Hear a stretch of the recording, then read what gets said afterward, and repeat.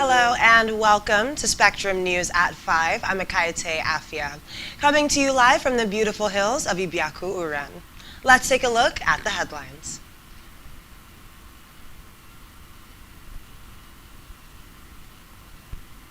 The court stops federal government from deducting $418 million from states' accounts. Activist Greta Thunberg joins thousands at Youth Climate March.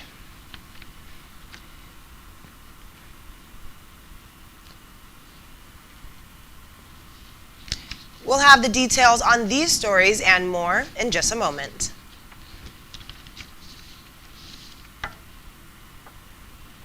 First up in our news is the report that the Federal High Court in Abuja has stopped the federal government from executing its plan to deduct $418 million from the bank account of the 36 states of the Federation.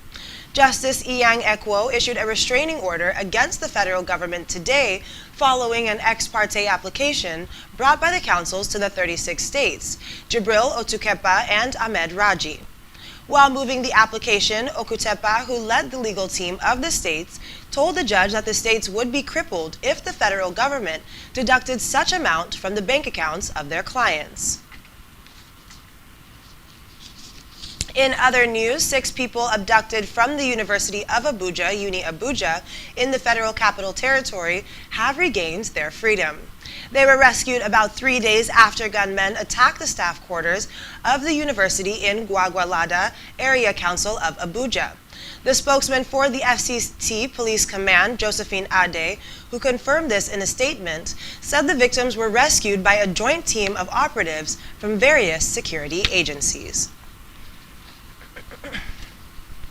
On to tomorrow's election in Anambra State, the Inspector General of Police, Usman Alkali, has announced the deployment of 34,587 police personnel to keep the peace before, during, and after the governorship election in Anambra State.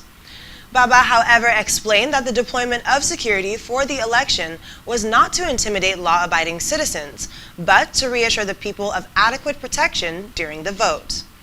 He added that the figure would be complemented by the military and other security and intelligence agencies to ensure adequate security coverage across the state.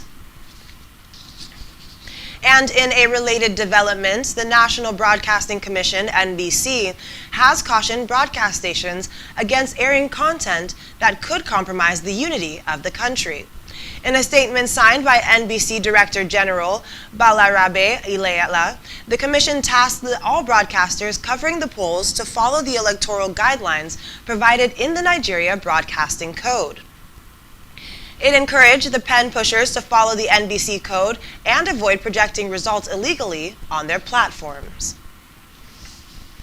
In the meantime, Southeast Governors Forum has announced plans to meet with federal government over the case of IPOB leader Nnamdi Kanu.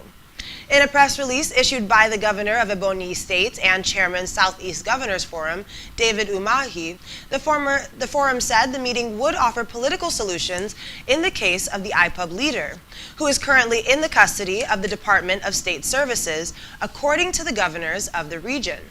The meeting will also address the violence in the Southeast and the sit-at-home orders issued by different groups of agitators. Well, away from that, the governor of Lagos State, Babajide Sanwo-Olu, has declared a 3-day mourning over a collapsed Ikoyi building which occurred on Monday. In a statement issued by the State Commissioner for Information and Strategy, Benga Omotosho, he said no fewer than 32 people were believed to have died in the incident as 2 p.m. yesterday. He said that all flags were to be flown at half-mast in public and private buildings and official engagement canceled during the mourning period. The governor said the mourning would begin today and would end on Sunday this week. The former Senate President and erstwhile Secretary to the Government of the Federation, Senator Anyim Pius Anyim, says the 2023 general elections will be a defining moment and period for the rescue of Nigeria from its present low turn. Anyim made the statement when a new political organization, Team New Nigeria, visited and asked him to join hands with the group to rescue Nigeria and arrest the current drift of the nation into the precipice. Anyim told the group that 2023 would not be the first time that destiny will beckon on him for a rescue mission for Nigeria. On security, the Nigerian Navy has deployed 13 warships, 2 helicopters, and 1,500 troops in a special military exercise to combat pirates in the Gulf of Guinea. Making the disclosure at the flag-off exercise, Grand African Nemo 2021, River State, the Chief of Naval Staff, Awal Gambo, said the 6-day exercise also sought to contain spates of attacks by oil thieves on critical oil and gas installations, as well as other criminalities in Nigeria's territorial waters. Represented at the event by the Flag Officer Commanding Central Naval Command, Obi Egbuchulam, the Navy Chief also said that 3 foreign navies would also participate in the exercise. Meanwhile, the Nigerian Humanitarian Fund has allocated $23.8 million to 75 eligible humanitarian partners to provide essential assistance to people affected by conflict, food insecurity, and disease outbreak in the northeastern part of Nigeria. The head office, the United Nations Office for the Coordination of Humanitarian Affairs Nigeria, Tron Jensen, expressed the hope that this round of funding allocated to partners will support remote education activities, reduce protection risks, improve shelters, and ensure that food assistance is provided to communities. According to the release, 40% of the fund for each sector will be allocated to the humanitarian response in Adamawa and Yobe, and 60% to the response in Borno, the epicenter of the protracted conflict. The Nigerian Communications Commission, NCC, has awarded $20 million grants to 4 new tech startups for their pioneering digital solutions aimed at curbing insecurity and advancing the Internet of Things frontier in the country. Disclosing this in Abuja, the executive vice chairman of NCC, Professor Umar Danbata, said 2 novel initiatives focused on Internet of Things for kidnapping and banditry, adding that the other 2, Calibotics and Cyber North Tech, concentrated on assistive robotics for effective e-waste management. Well, back here in Akwa Ibom State, Governor Udom Emmanuel says Nigeria's diversity is one of the country's greatest untapped assets and strengths for national development, peace, and progress. Delivering a lecture at the Arawa Media Interactive and Development Forum held at Arawa House, Kaduna, Governor Emmanuel said Nigeria must rise to this reality and fortify those foundations with the bricks of faith, patriotism, and love, as Nigeria needs new foundations to confront the challenges of today, since Nigerians are inherently united. Speaking further, Governor Emmanuel stated that though the fragility of the nation's unity and intolerance of its diversity have made many prophesy the imminent demise of the nation, but the soul, spirit, and identity of the nation remain sacrosanct. And on this, all Nigerians of goodwill have come to a solid agreement. He noted that Nigeria is a nation that is diverse, and we cannot afford to run a country where some part feel marginalized.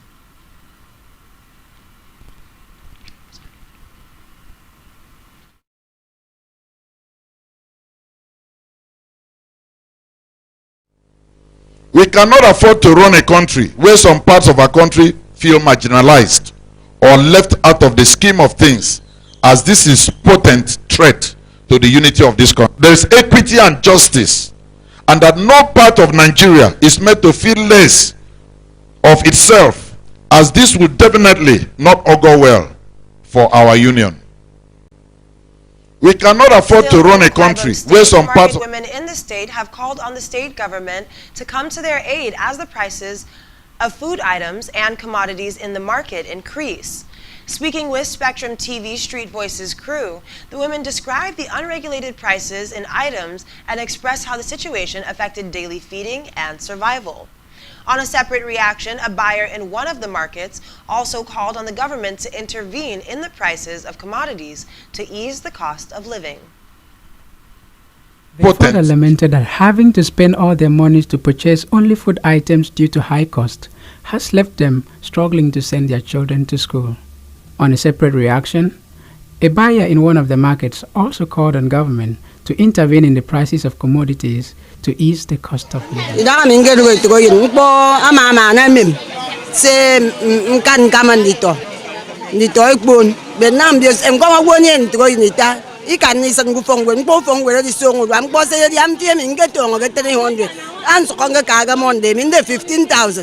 So I'm about to send boss and come and yam 15 naira. He came me fair. Mbodi song to yana mam yo e man is you urampo. E man and I'm non poor man and mam you seen you want to go in. You seen you to go in a can train little. Did one poor man song to my we can train to go in go from with. Same in Tangarum body song about. Ya come no. Still to come on the news.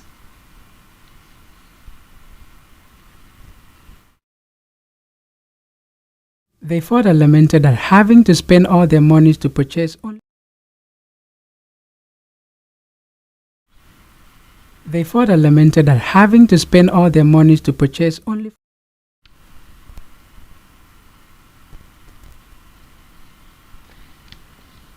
Still to come after the break, Gambia's President Barrow declares intention for December's presidential poll. Stay with us.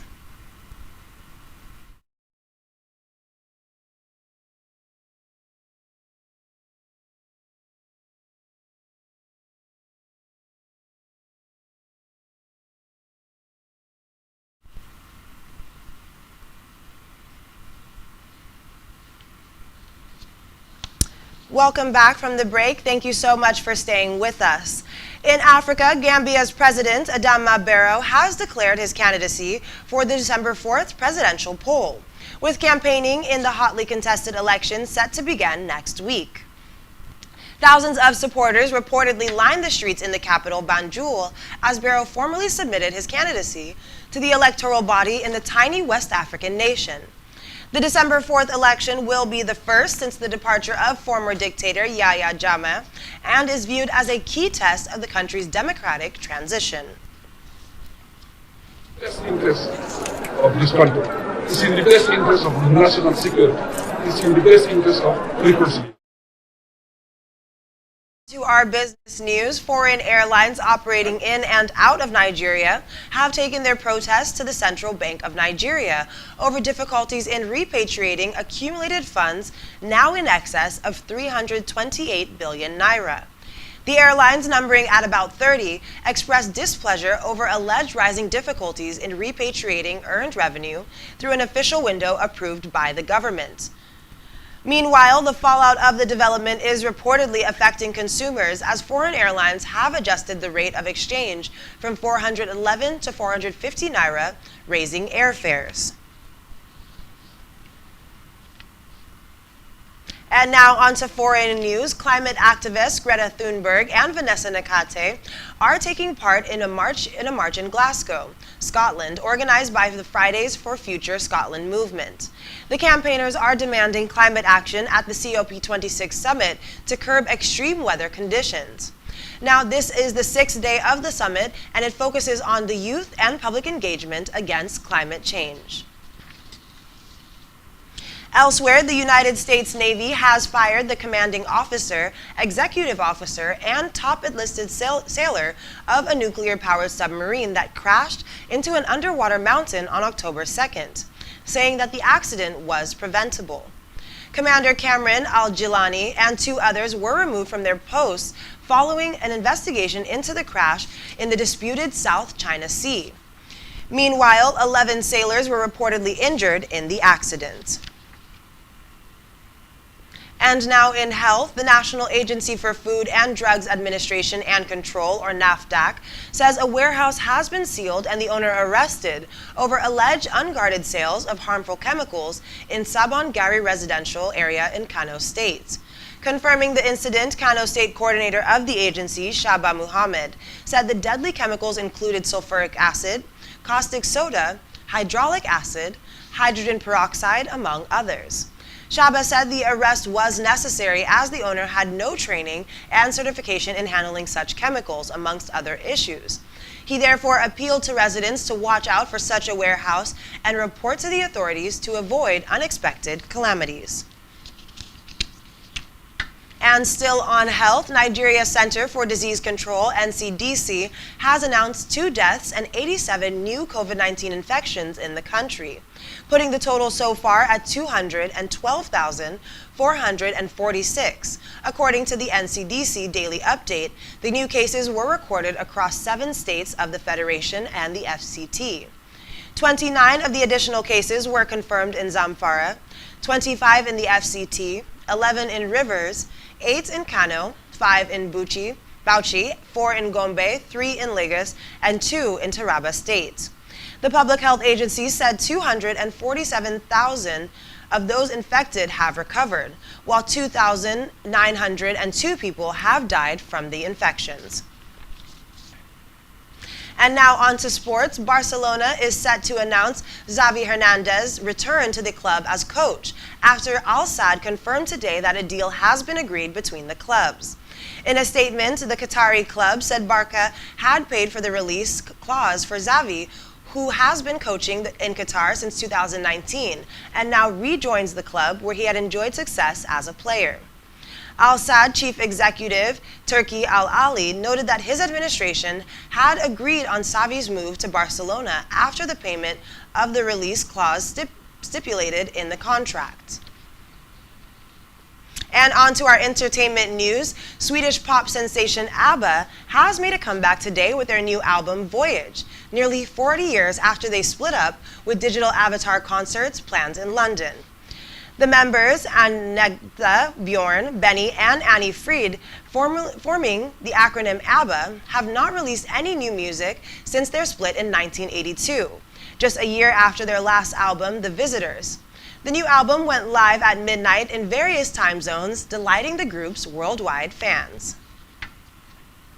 Well, that's all we have for you at this time. Be sure to follow us on social media and subscribe to our YouTube channel, all of which you can find on our website, SpectrumTv.ng. You've been watching Spectrum News. I'm Akaite Afia.